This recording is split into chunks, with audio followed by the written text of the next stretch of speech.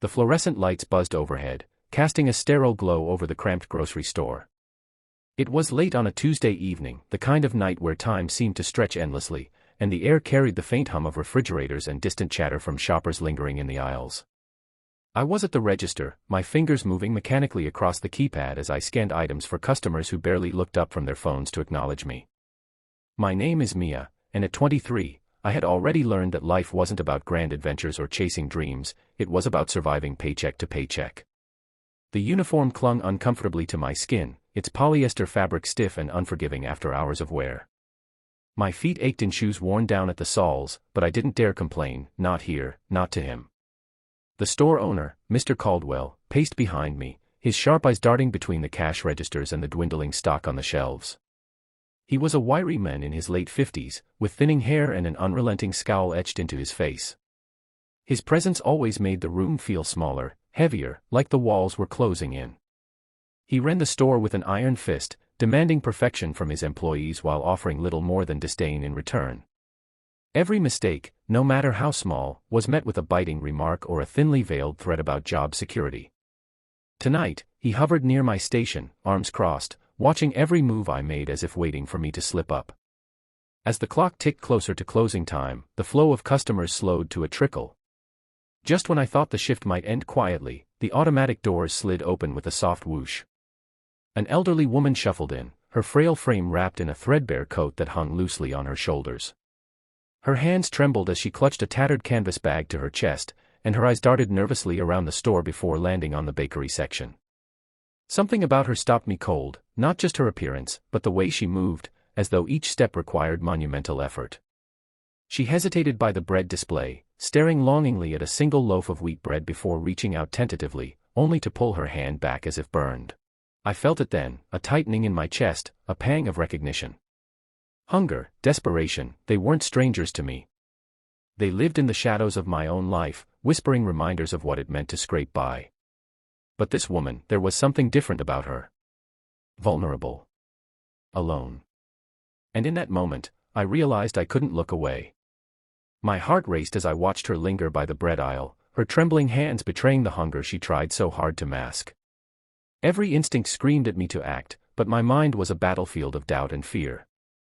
What would Mr. Caldwell do if he saw? Would he fire me on the spot?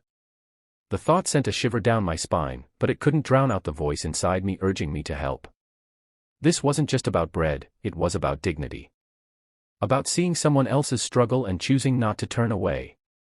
Taking a deep breath, I stepped out from behind the register, my movements deliberate yet cautious. "Ma'am," I called softly, keeping my tone low enough not to draw attention. She flinched at the sound of my voice, her weathered face snapping toward me with wide, startled eyes. For a moment, neither of us spoke. The silence between us was heavy, charged with unspoken need and uncertainty. Then, slowly, she nodded, as if giving me permission to continue. "I noticed you looking at the bread," I said, forcing a smile despite the knot in my stomach. "Would you like me to grab one for you?"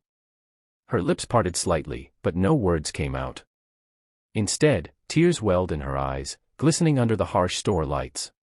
She shook her head almost imperceptibly and whispered, "No, no, I can't."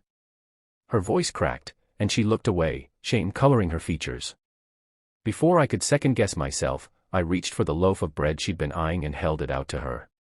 "Please," I insisted, my voice steady now. "Take it. It's okay." Her gaze flickered to mine, searching for something, validation, perhaps, or reassurance. Finally, she accepted the bread with shaking hands, clutching it to her chest like a lifeline. "Thank you," she murmured, her voice barely audible. "God bless you." But the relief I felt was short-lived. Out of the corner of my eye, I caught movement, Mr. Caldwell striding toward us, his jaw clenched and his eyes blazing with fury. My pulse quickened as he stopped just a few feet away, his piercing stare boring into me. "What do you think you're doing?" he barked, loud enough to make both of us flinch.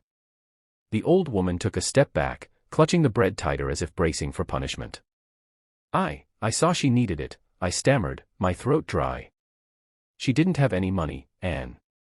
"And you thought it was your place to give away my merchandise," he interrupted, his voice dripping with venom. "This isn't charity, Mia. This is a business. He snatched the loaf from the woman's hands, ignoring her quiet gasp of protest. You don't get to decide who eats and who starves. That's the plain and simple. It wasn't theft, I shot back, surprising even myself with the defiance in my tone. It was kindness. You wouldn't understand. His face turned crimson, veins bulging in his neck. Kindness doesn't pay the bills, he spat. And neither will you. Not anymore. Consider yourself fired, effective immediately. The words hit me like a punch to the gut, leaving me breathless.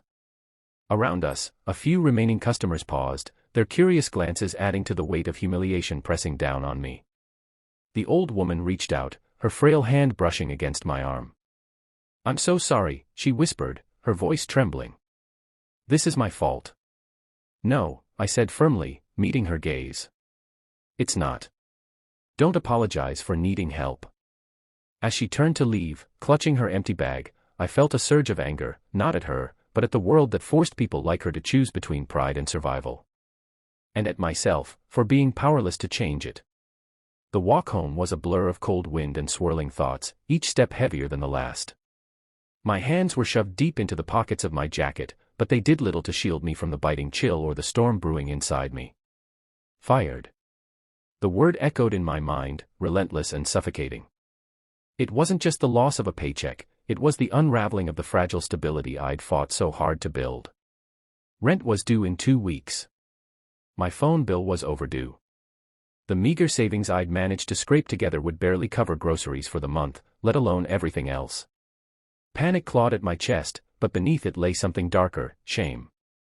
Shame for letting myself believe I could make a difference, however small, without facing consequences. The next morning, I stood outside the towering glass skyscraper that housed Blackwell Industries, clutching the ID badge Damon had sent over. I had never felt more out of place in my life. People in sharp suits strolled past me, their conversations clipped and urgent. Everything here screamed wealth and power, and I, dressed in a thrift store blazer and worn-out shoes, was painfully aware of the gap between me and them. 1 month, I reminded myself. Just 1 month, taking a deep breath, I pushed through the glass doors. I barely had time to process the sleek, modern interior before a woman with icy blue eyes and a perfectly tailored dress stepped in front of me, her expression unreadable. You must be Lena. I nodded. She extended a manicured hand. Victoria Ross. Mr. Blackwell's executive assistant. I shook her hand, trying to ignore how small mine felt in hers. Follow me, she said briskly, already turning on her heel. As I hurried after her, she glanced over her shoulder. Mr. Blackwell doesn't usually take a personal interest in hiring employees. I swallowed. I didn't exactly go through the usual hiring process. Her lips twitched in amusement. No, you didn't. Which means everyone here will be watching you. Something in her tone sent a chill down my spine. She wasn't warning me, she was testing me. The moment I stepped into the main office, I felt the shift in atmosphere. People stopped talking, stopped moving, and they were all staring at me. I forced myself to stand tall, even as I heard the hushed whispers. Asterisk, who is she? Some charity case. Did she sleep with him? Asterisk, my stomach twisted. Victoria led me through the maze of glass-walled offices before stopping outside an imposing set of double doors. Good luck, she murmured, then knocked once before pushing the doors open. Damon sat behind a massive desk, his sleeves rolled up, his attention fixed on a document. He didn't look up. Sit. I slid into the chair across from him, my hands clammy. Seconds passed, then finally, he leaned back, studying me. How does it feel? I frowned. How does what feel? Being in a world that isn't yours. I stiffened. I don't know yet. A ghost of a smile played on his lips. Good answer. Then, suddenly, his expression hardened. I need you to understand something, Lena. This isn't some fairy tale where the struggling girl gets a golden ticket. This world is ruthless. People will test you, break you, try to drive you out. I swallowed, nodding. Do you think you can handle that? I wasn't sure, but I refused to let him see that. Yes, I said firmly. Something flickered in his gaze, approval. Amusement. Then let's begin. and